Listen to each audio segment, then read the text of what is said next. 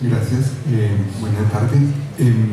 Quisiera presentarles en esta presentación un contexto del impacto que ha tenido la cultura digital dentro de las humanidades y concretamente dentro de la experiencia de la historia. Y a partir de esta contextualización quisiera pasar a mostrarles algunos elementos que se desprenden del proceso de investigación que llevo a cabo, donde estoy vinculando la idea de elaborar un archivo virtual, digital, con aplicación de elementos de Big Data, lo que favorece en gran medida los procesos de investigación. Por esta razón, en primer lugar, quiero ubicar el problema del impacto de lo digital en las ciencias sociales y humanas, particularmente enfatizando los problemas que están relacionados con el Big Data. En segundo lugar, para ubicarles el proceso, quiero hacer una presentación a vista de pájaro de la investigación que hago en este momento y posteriormente las vinculaciones con el proceso. En primer lugar, quisiera mencionar lo siguiente: el principal problema que nos abocamos en los últimos 20 años es a la pregunta de cómo se transforma el quehacer histórico desde la aparición y popularización de la web. Esto ha generado en los últimos 20 años un desarrollo de nuevas disciplinas, particularmente las humanidades digitales y la historia digital. El impacto se mide en muchas perspectivas. Pienso que básicamente se podría articular en tres perspectivas. Uno, en qué medida esa aparición de lo digital, como decía, tiene algo más de 20 años, ha permitido concebir una nueva forma de hacer ciencias sociales, particularmente nuevas formas de hacer historia, y en esta misma perspectiva ha generado una transformación de la idea tradicional de archivo. Un segundo elemento que me parece importante es que a partir de esa nueva concepción de lo histórico, a partir de la concepción nueva de archivo, han aparecido nuevas formas, nuevos géneros de escritura y comunicación de los resultados que se desprenden de los procesos de investigación. Y en tercer lugar es la forma como estamos revalorando en estas últimas 2 décadas lo que entendíamos anteriormente por fuente histórica en este caso, y por la misma idea de archivo.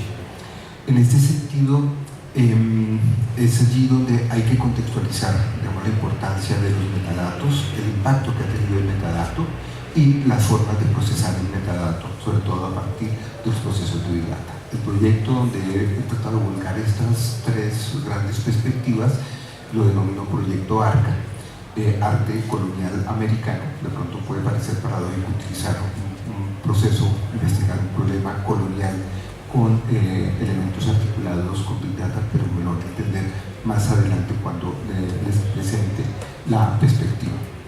¿Cuál es el punto de partida para poder entender esta problemática?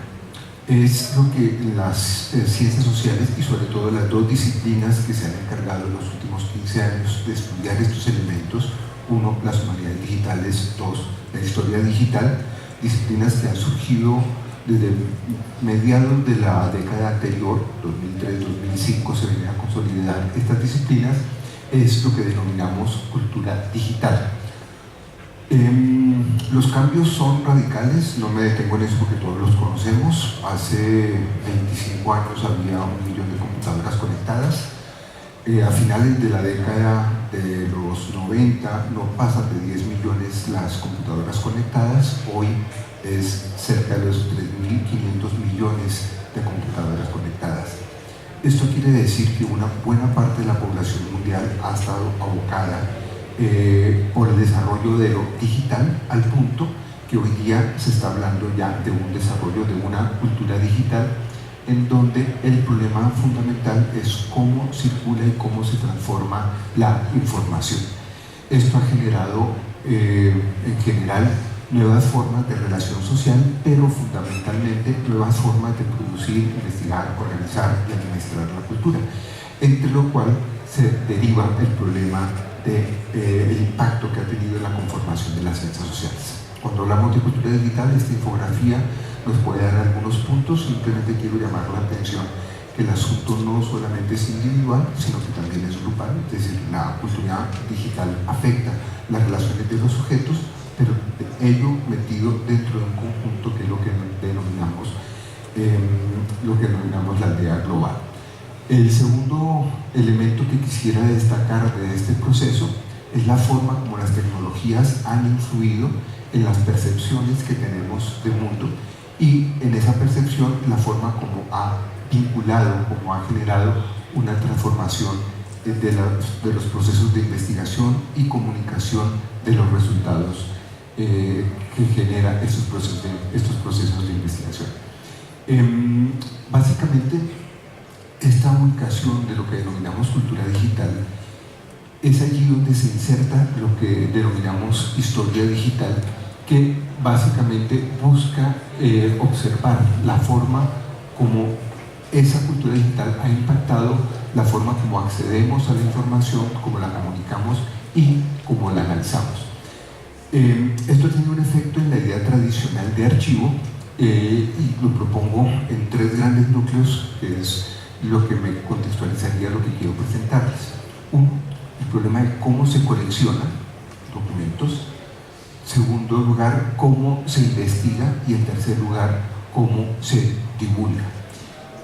Estas tres perspectivas han sido capitalizadas de alguna forma por el desarrollo, por la aparición de las humanidades digitales, que se han preocupado por tratar de aportarle un soporte conceptual, teórico, metodológico a las nuevas formas como nos vinculamos con este tipo de información. Estos tres retos, para pasarlos muy largamente pero contextualizarlos, los ubicamos de esta forma. A la pregunta del cómo coleccionar, finalmente es el problema del reto que tenemos con la comunicación de los metadatos. Creo que la incorporación del metadato a la idea tradicional de investigación genera unos presupuestos diferentes en donde tenemos para su tratamiento acceso y estamos en función de desarrollar no solamente las plataformas y los dispositivos que cuentan normalmente la tecnología digital para trabajar Big Data, sino la aplicación de estos elementos en función de las necesidades concretas de las disciplinas sociales y de las humanidades. En este sentido, una de las transformaciones es la aparición de archivos sin colección, que es precisamente uno de los efectos que quiero mostrarles, con características. Yo creo que hay una de las grandes inconvenientes que tenemos en este momento es el tránsito de lo analógico a lo digital, en donde el problema de lo digital no lo resuelve solamente en la forma como se digitaliza la información, sino en la forma como aplicamos herramientas para extraer información de una manera más compleja. Ahora lo voy a ilustrar con el ejemplo de Arca. En este sentido, cuando hablo de una cultura digital, del efecto de lo digital en la nueva concepción de archivo, repito, no es solamente su proceso de digitalización, sino la aplicación de las características que se han definido como esenciales para un trabajo digital, es decir, la simulación, lo inmersivo y el carácter de lo virtual, que se va a matizar en la presentación de ciertos elementos. Ahora, el segundo aspecto, el cómo se investiga, es una de las principales perspectivas, porque esto es lo que ha generado una transformación de la idea de fuente y las formas como accedemos a los metadatos. Es aquí donde hace presencia el problema del Big Data, es decir, el exceso incontrolable de información que incluso aparece en la elaboración de pequeños archivos como los que voy a mostrar, cuyo tratamiento sería bastante difícil si no es con aplicación de herramientas digitales, o sea, por fuera de las herramientas tradicionales.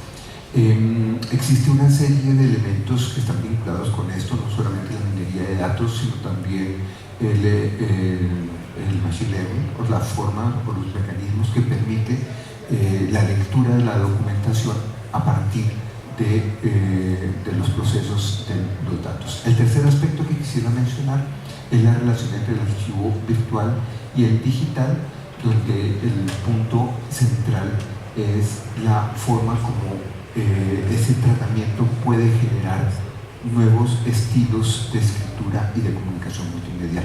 En este sentido, en los últimos 15 años, sobre todo con la aparición de los nuevos dispositivos, se ha generado una transformación en las formas como se relatan las disciplinas sociales y en ese sentido el mismo uso de los archivos y los documentos. Simplemente pensarlo en términos de diagramas de fuerzas vincularía un montón de información. Ahora les voy a mostrar algunos ejemplos aplicados al proceso de investigación. Rápidamente, para contextualizar, en este ambiente que se ha generado en los últimos 20 años, la pregunta es cómo un proceso de investigación particular, cómo la elaboración de un archivo nos puede generar una aplicación de lectura de elementos relacionados con Big Data, con Machine Learning, con inteligencias artificiales, etc. Ubico un poco el proceso de investigación que he realizado en los últimos años, que está relacionado con un tema un poco alejado de esta perspectiva digital, que es la cultura colonial. Dentro de la cultura colonial, mi interés ha sido estudiar el cuerpo, hacer un análisis de una historia del cuerpo a partir de una fuente primordial, una fuente, digamos, no tradicional. A esto me refiero también con los cambios en el concepto de archivo, que son las pinturas coloniales. Para todo el principio, que las pinturas se hablan como cualquier documento escrito, dependiendo de las metodologías que se le aplique.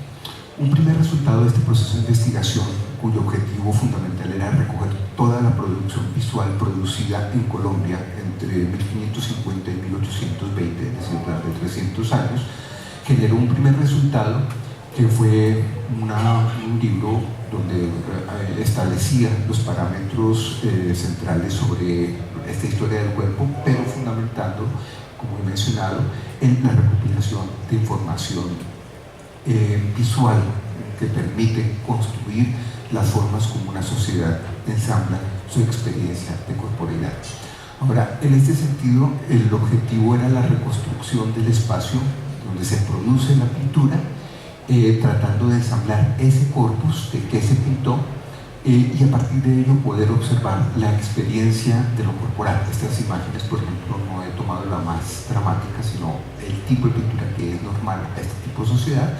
Ahí pueden dar cuenta que simplemente en una pintura de santos no me interesa ver la historia de los santos, sino las formas como se trata la corporeidad. En este sentido, parto del principio, teniendo en cuenta que lo que más pinta son santos, la idea es que estas pinturas reflejan el sistema de valores de un ordenamiento social. O sea, dentro de unos santorales que son miles de santos, regionalmente se escoge un pequeño grupo, 20, 30, casi siempre con características parecidas, y sobre esto se ensamblan las devociones. En este sentido, la santidad refleja no tanto un problema religioso, que no es mi interés, sino las formas como se disponen las condiciones corporales. Pasando este problema, una segunda etapa que es la que vengo desarrollando 4 años y que da origen al problema de la aplicación de historia digital, las formas como se puede elaborar un archivo digital y aplicación de tecnologías digitales, vino con exportar este problema, pero en el contexto americano. La idea era recoger todas las pinturas producidas en América entre 1530 a 1830 para poder generar una geografía de los temas. Es decir, la pregunta es ¿qué se pintó? Una pregunta muy sencilla: ¿qué se pintó en América colonial?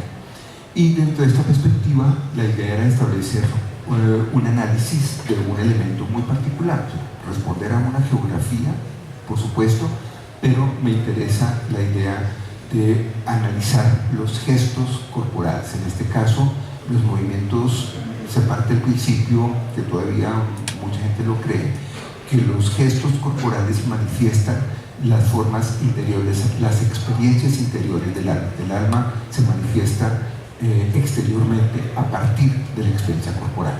Esto es lo que en la colonia se denominaba la modelización del gesto. Podemos ver, por ejemplo, una pintura como estas, quizás nos da una información sobre un santo, pero no me interesa la historia que está allí contenida, sino los usos gestuales, es decir, los usos de la mano, el rostro, etc. Un ejemplo, unas inmaculadas, la forma como se representa la gestualidad de la mano de una inmaculada, que según la tradición católica es la misma pintura. Ustedes pueden ver, por ejemplo, el gesto en México es diferente al gesto en Venezuela o al gesto en Bolivia. Los usos de la mano son distintos.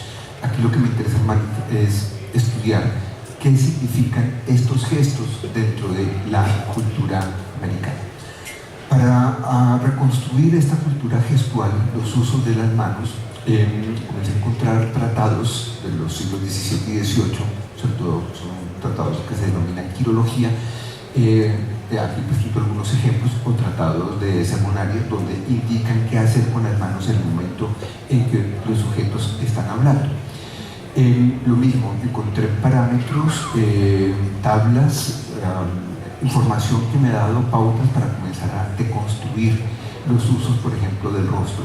La quirología, no solamente cuando hablamos de gestos, no solamente son los de las manos, sino también los gestos del rostro, en donde todas las pinturas indican qué tipo de rostro, qué tipo de características físicas se deben utilizar en relación a virtudes o en relación a las pasiones, a las acciones del sujeto. Es decir, estos siglos XVII y XVIII establecían unos parámetros muy claros para representar, por ejemplo, a los pusilánimes, a los tímidos, a los prudentes, a los honestos. Es decir, hay un cruce de información que es bien particular. Si comenzamos a sacar unas series, por ejemplo, aquí pueden ver el tipo de rostro que manifiesta la paciencia, la caridad, la mortificación, el éxtasis, la actitud penitencial. Pero el asunto no se agota solamente en la actitud gestual, sino que está puesta en relación de las manos. Las manos manifiestan una serie de contenidos que hoy día hemos perdido su significado. Aquí les muestro, por ejemplo, dos tablas teológicas que han resultado del proceso de investigación, pero lo interesante de estas tablas, que son del siglo XVII, es la cantidad de sentidos que ofrece al uso de las manos. Aquí tienen un breve listado que incluso trae algunos de estos tratados de todo lo que puede significar el uso de ciertos gestos manuales. Al traspasar estos gestos a las pinturas, comencé a encontrar que estos gestos que estaban en las tablas se encontraban repetidos en las pinturas coloniales. A lo largo y ancho de América, no solamente en lo que actualmente es Colombia, la Nueva Granada, sino de Norteamérica, las colonias inglesas hasta las colonias portuguesas y por supuesto las hispanas, tenían este desarrollo, lo que me da por indicación que la gente se comunicaba como lo hacemos hoy día a través de una gestualidad que aparece inserta en las pinturas. Ahí les muestro algunos ejemplos que no son conocidos: orar, llorar, liberar, demostrar entusiasmo, tristeza. Es decir, hay una serie de gestos que están manifestando y que están presentes en las pinturas coloniales. Esto, ¿para qué sirve? Podría ser la pregunta, y aquí ya voy a mostrarles el problema digital y la aplicación de estos elementos en pintar. El problema está puesto en función de esto. Pintar en la colonia implicaba que se debía utilizar siempre el mismo grabado. Aquí tienen, por ejemplo, el grabado que se utilizó para un tipo de pintura muy usual, muy común, la Anunciación, pero el uso de los gestos le cambia el significado de las pinturas. En este caso, el gesto del ángel le dice a la Virgen: espera con atención. Ella dice: comprometo mi fe. En una misma pintura de la Anunciación, con gestos distintos, el ángel le dice: Dios te protege, y ella afirma con sorpresa. Entonces, aquí se trata de traducir lo que dicen las pinturas a partir de esta información. Esto lo encontré encontramos en casi todas las pinturas. No me detengo en esto para poder pasar al eje que me interesa. Una pintura como esta es un diálogo de gestos. Prácticamente estas pinturas están hablando, como lo mencionaba ahora, esto está soportado en procesos de investigación. ¿Cuál fue el resultado de este primer proceso de investigación? Cuando me di cuenta tenía algo más de 22.000 pinturas coloniales, cuyo tratamiento, hacerlo una por una, sería muy demorado, y sobre todo entrenar algoritmos o elaborar algoritmos para que hicieran la lectura computacional de las imágenes. Por esta razón, el primer paso fue agarrar estas 20.000 imágenes, hoy día son un poco más, alrededor de 25.000 de pinturas coloniales, y meterlas dentro de una base de datos con un tratamiento técnico, básicamente trabajando con tecnología Ruby en librerías de JavaScript, con algunas características de la base de datos fuera georreferencial, pudiese trabajarse sobre líneas del tiempo, que el desarrollo pudiera taguearse en las imágenes, una especie de Facebook de santos coloniales, y trabajar a partir de descriptores complejos. Este resultado, esta acumulación, y aquí es donde comenzamos a hablar de lo que mencionaba al comienzo de la conferencia, el impacto que tienen estos elementos dentro de la forma como comenzamos a concebir archivo. Con esto decidí hacer un archivo colonial. Ustedes saben que no hay un archivo colonial como hay archivos de documentos físicos o documentos, o muchos tipos de archivos. Y las ventajas que ofrece la cultura digital es la posibilidad de ensamblar un archivo. Ustedes saben que las pinturas coloniales están dispersas en colecciones privadas, en iglesias, en museos, en conventos, es decir, la obra colonial está dispersa. Poderla concentrar en una base de datos generó este primer proceso. Si la quieren consultar, esta es la referencia, está en la dirección IP por lo pronto. Esto generó este archivo que tiene las siguientes características, que son las que me interesa destacar. En una primera instancia, las 25.000 imágenes se pueden leer acumuladas, ya sea por temas, por autores o por regiones. Lo que lo hace diferente, lo que hace que desborde la idea de una base de datos y se pueda incorporar, como lo que mencionaba al comienzo de esta conferencia, dentro de herramientas digitales, es el empleo del principio de Big Data para poder tratar la información. Con los recursos disponibles, son proyectos que suelen ser bastante caros. Inicialmente programamos dos tipos de herramientas de Big Data. Primero, una serie de dashboard, para lo cual elegimos la herramienta de Tableau, ahora la voy a mostrar, que permite hacer alrededor de 140 millones de cruces de información. Aquí es donde ya estamos comenzando a hablar de la necesidad y el impacto y los resultados que arroja una investigación sencilla con 25.000 imágenes para ver mucho más de lo que una investigación tradicional podría ver. Aquí donde estamos comenzando a acumular, utilizar información que se deriva de minería de datos. Entonces, una primera es con graficación de imágenes, y la segunda herramienta que se desarrolló fueron unos grafos, unos diagramas de fuerzas que permite ver la concentración visual, la concentración narrativa. Si accedemos al primer núcleo, si vamos a ver la base de datos por temas, estos están acumulados en 11 grandes grupos, que aquí es donde comienzan también a aplicarse principios de desarrollo colonial. Estas 11 categorías requirieron un proceso de investigación de 2 años para poder clasificar las imágenes, no como las clasificaría o como las vería yo hoy día, sino cómo se clasificaban en el siglo XVII y XVIII. El primer ejercicio es un ejercicio de clasificación de la información visual, devolviéndola a su propio horizonte de producción, en este caso al horizonte de producción colonial. Este proceso requirió casi 2 años de investigación.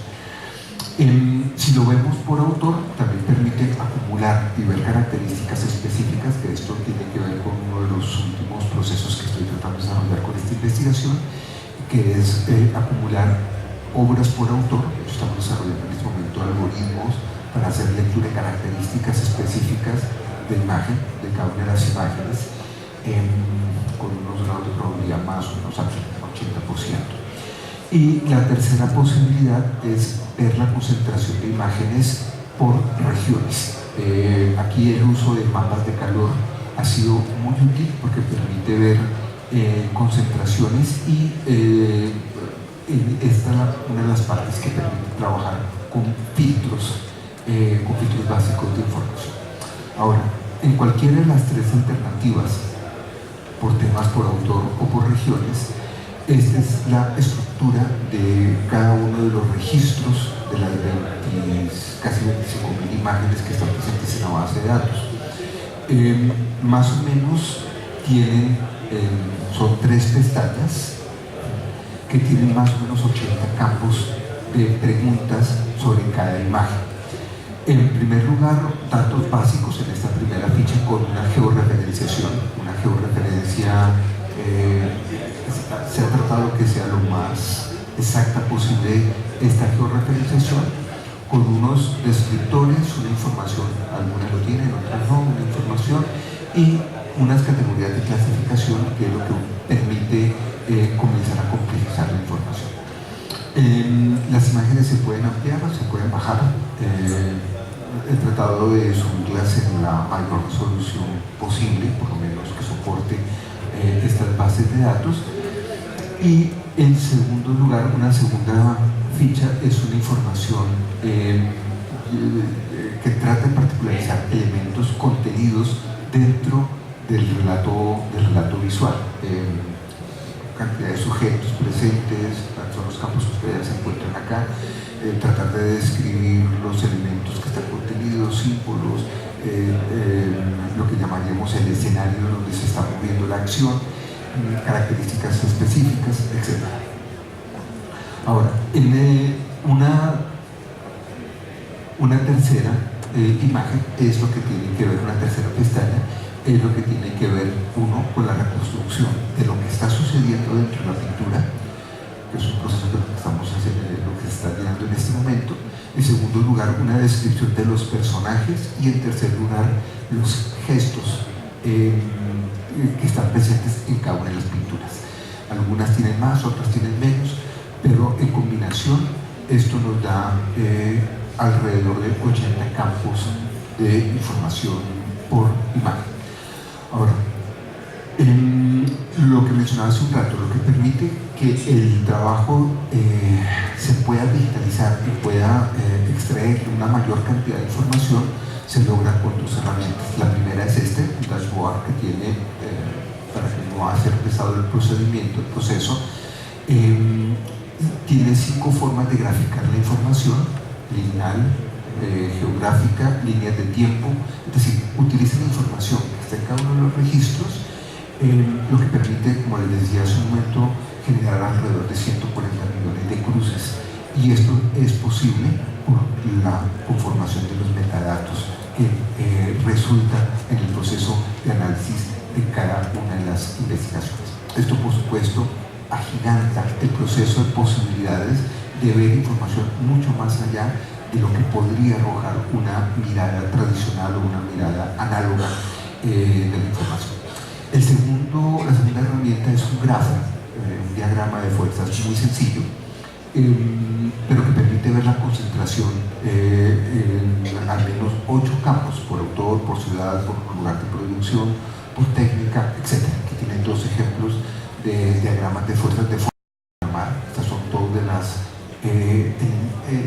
de la gran multitud de posibilidades de diagramar información. De hecho, el siguiente paso del proceso de esta investigación es generar muchas otras formas de diagramar la información, de hacer los cruces. Ahora, esto genera una serie de preguntas y por supuesto hay una reflexión sobre las dificultades que hay para poder convocar este tipo de información y poderla digitalizar. Uno es la vulnerabilidad del dato, como cualquier archivo, sobre todo de las pinturas, tienen problemas de datación, tienen problemas de autoría, tienen problemas de autenticidad, es decir, tiene una serie de elementos que dificultan su lectura y entre ellas también la pérdida de identidad del objeto visual, porque muchos de ellos fueron coleccionados en el siglo XIX o en el siglo XX. El hecho de que una pintura esté en un museo es una pérdida de contexto del artefacto con respecto a su lugar de procedencia. Pasa de una forma muy similar como sucede con cualquier tipo de archivo. En el momento en que los documentos, cuando están en un lugar, pierden la dimensión del lugar de su producción. Sin embargo, la reconstrucción digital ha permitido devolverle lugares de producción y encontrar alternativas o poder ver en comparación con otros documentos cuál pudo ser su lugar de origen y sobre todo por el que voy a mencionar ahora al final. En este sentido, se trata de generar un repositorio de una fuente muy definida, una fuente visual, que permite ser leída desde la historia digital con una forma diferente de tratar el dato. La pregunta entonces, ya digamos, por cerrar un poco este proceso, es ¿para qué sirve esta acumulación de datos y esta lectura de metadatos puestos en función de una versión digitalizada, bueno, a partir de una base de datos? Este problema nos presenta una perspectiva diferente en el sentido en que comenzamos a ver las formas como historiográficamente podemos acercar a la reconstrucción de pasados al utilizar no solamente los datos que aparecen en una primera instancia, sino también el elemento de los metadatos. Esto nos permite un mayor acceso a la información, un mejor proceso de comunicación y un tratamiento de análisis mucho más complejo. Sobre todo, si lo vamos a ver a partir de elementos de Big Data, cómo procesar esta información a gran escala.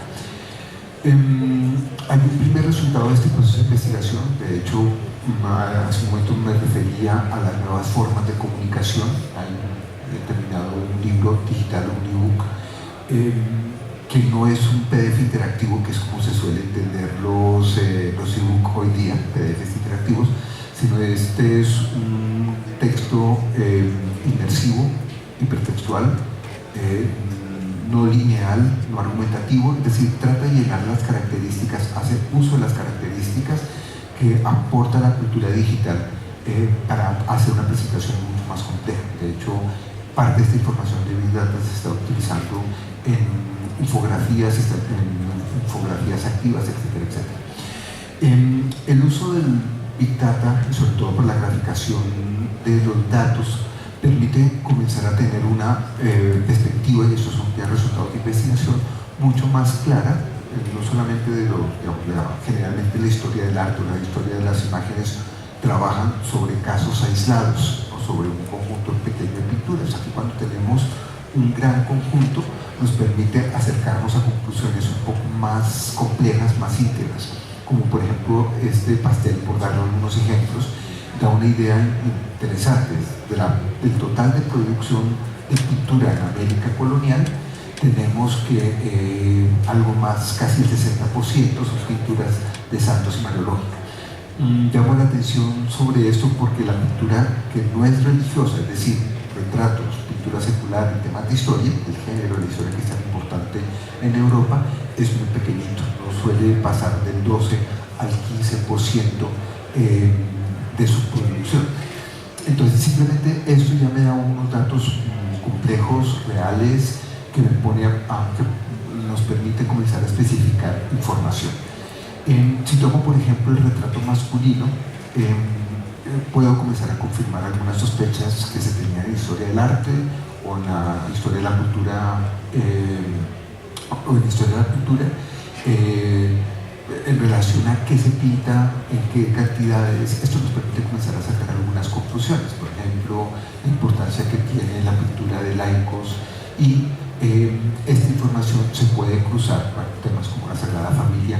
Igualmente tiene importancia, sobre todo cuando la familia nuclear está comenzando a aparecer en el siglo XVII y XVIII. Este es uno de los temas más representados.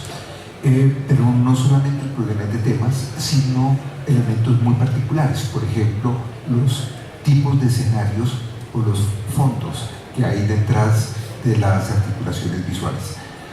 Esta información se puede cruzar sin problemas con datos de producción por región. Aquí tomo 3 casos: la producción en Estados Unidos, las colonias anglosajonas, México y Perú, como por mostrar cómo el proceso no es igual en todas partes. Mientras en Estados Unidos lo que más se pinta inequívocamente es retratos, por su condición protestante, por muchas razones, es diferente a lo que se produce en México o en Perú, donde los procesos son distintos por razones culturales. Aquí lo que me interesa es poder derivar a partir de los metadatos condiciones y circunstancias regionales. Lo mismo sucede con estos elementos, con otras formas de graficación, entre las muchas que he estado trabajando. Un par de ejemplos: si tomo retrato de niños y de familia, los mapas de calor me dan una graficación distinta a lo que propone las historias del arte, o muchas investigaciones sobre el tipo de sujetos que se pintó en cada una de las regiones. Aquí es clarísimo que la producción de niños y de familias es mucho más fuerte en Estados Unidos y en Brasil. Habría que comenzar a investigar las razones por las cuales esto es posible. Este es un tipo de información que solamente me la arroja el uso de metadatos, y se vuelve mucho más explícito, por ejemplo, en las líneas de tiempo. No podemos decir todos los temas tienen la misma duración a lo largo de todo el periodo colonial. La pintura de niños en infancia, por ejemplo, al graficarlo en una línea de tiempo, se hace claro que el problema es clarísimo, fuerte, a partir de la segunda mitad del siglo XVIII. Durante el siglo XVII la pintura de niños e infantes es muy débil, se vuelve un poco más consistente en el comienzo del siglo XVIII, pero es fuerte a finales y comienzos del siglo XIX, lo que estaría muy en relación con la construcción y la invención de la infancia y la familia. Lo mismo sucede con los mártires. Como alargar ejemplos, la línea de tiempo concentraría la producción visual de los mártires, por ejemplo, en el siglo XVII, un tema que se agota para el siglo XVIII, tendría también una explicación histórica muy clara, etc. Estos resultados son, incluso hacer una especie de top 10 colonial, es posible con el uso de estos metadatos. Igual sucede casi con cualquier tema, aportaciones de la Virgen, etc. Para terminar, en este momento hay 2 perspectivas que también parecen casi, hace 10 años parecería magia, pero la idea es esta: con imagen computacional, con elementos de imagen computacional, se está entrenando un algoritmo para reconocer características específicas de la pintura. En este caso estoy tomando pinturas firmadas, por ejemplo esta de Antonio Cerro de la Cruz, esta es la firma. Se toman 3 elementos: rostro, manos, dobleces o flores, detalles. Se corre el algoritmo por la base de datos, de modo que el algoritmo puede identificar cuáles pinturas pueden ser de este sujeto. Esto es un intento interesante porque el 80% de la pintura colonial es anónima. Entonces, con esto se trata de generar algunas identificaciones o la pertenencia de la pintura a este tipo de elementos. Esto es posible también por el uso tanto de inteligencia artificial como de Big Data. Otro ejemplo, igual, una pintura de un pintor neogranadino que se conoce, 2 firmadas, Camargo, rostro, manos, gestos. Se corre el algoritmo y permite la identificación. Lo mismo, corre el algoritmo utilizando estos 10 primeros gestos básicos, de modo que el algoritmo puede identificar. Se corre el algoritmo para poder sacar datos estadísticos, ya no solo sobre pinturas, sino sobre la gestualidad. Por eso traté de mostrarles al comienzo el sentido que tiene la investigación. Esto creo que es uno de los resultados. Esto se puede aplicar a casi cualquier tipo de investigación, y creo que esta es la conclusión: es la importancia que desde las ciencias sociales y humanas comencemos a mirar los efectos de la cultura digital, sobre todo el machine learning y el big data, para poder agilizar y poder ver mucho más lo que tradicionalmente veíamos. Creo que aquí simulación de experiencia se convierten en los dos ejes para poder hacer certificaciones digitales, historia digital. Muchísimas gracias.